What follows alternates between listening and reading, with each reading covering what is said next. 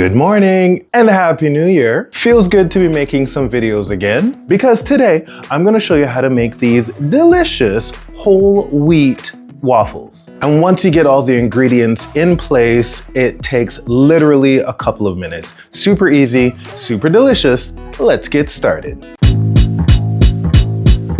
All right, so three things you want to make sure you doing first. Three things you want to make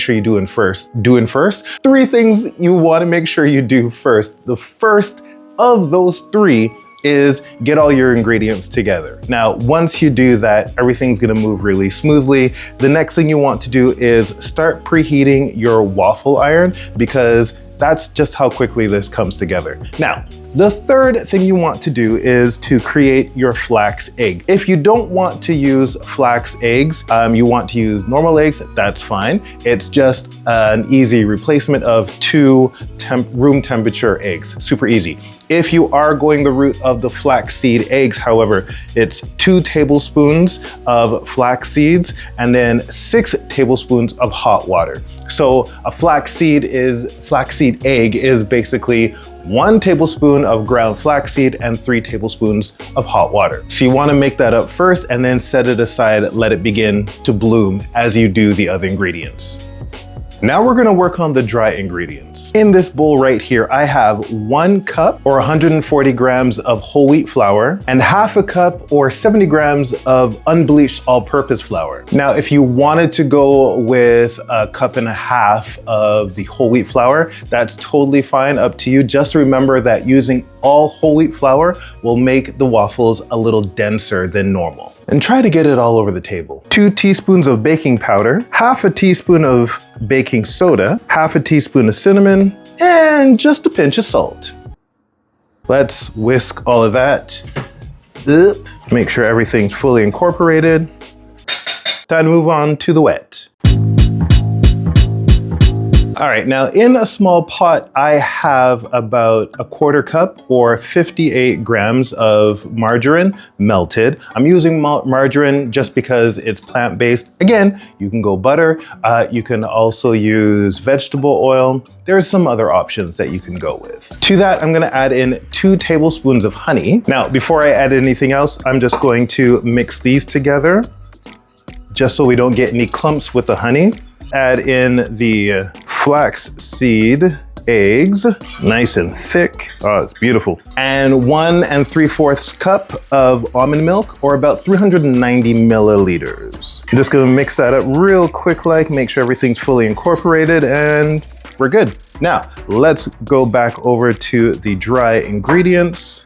Pour this in. Let's mix it up. And as per usual, once everything is fully incorporated, stop. You don't need to go any further.